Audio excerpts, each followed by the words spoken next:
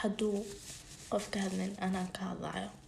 Qofkas wuxuu leeyahay aniga mustaqbalaa ay sugaayo, aniga saan ay ugu dhici doon ama sharafteeda iga xumaan doonto. Walaalo bini'aadnimada sharaf ma lahan, sharaf ma soo gasho. Ani inta waxa usoo fadhiisto oo isoo qasbay inaan soo fadhiisto habeen kasta Ilaahay keeno sariirta markaan koro wixii ayaa igu soo dhacay sidee yacni weli dad u jirta ee waxaas ku dhacaysa habeenkaas soo wacay iimaan nacaaw iimaan saan oo samee iimaan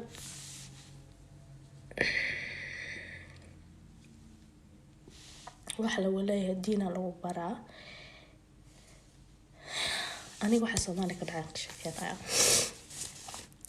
diin ma jirto diin yani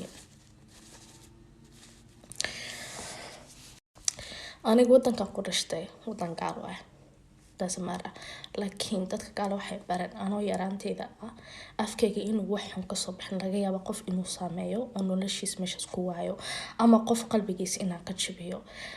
islaamka waxa lagu dhahayaa qul khayran aw liyasmut. sidee marka bini'aadamada ku dhici kartaa qof aqligiisa oo muslim sheeganaya inuu diinku uga garaaco sidee qof yani farku saar karo yani ku dil karaa just inuu ku hadeeyo sidee yani maskaxda waxa ka laadahay qofkan wuxuu ku dilooyaa inuu ku hanuuniyo.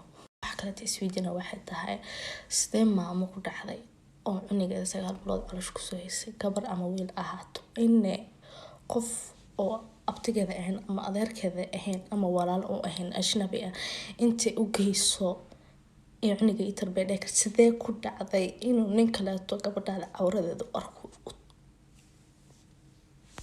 sidee u agteysan kartaa cunugaaga in habeen kasta silsilad lagu xiro adigana aad Yurub tagtid oo meelash soo basha bini'aadnimada xataa maamooyinka qaarkood waa ka tageen gaalada wax maahan. Every child deserves a parent, but not every parent deserves a child. One of them, it's a quotas.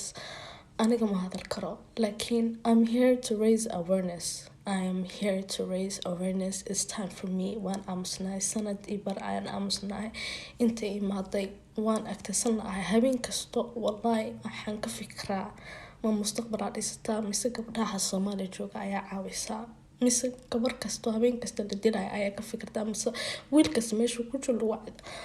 I can't take it no more. Waana ka hadlaa qof kasta waa aamusiyaa qof kasta soo marba inuu ka hadlo waayo wuxuu ka fikiraa sharaftiisa. There's nothing to do with sharaf, nothing I've done. I'm gonna sit here and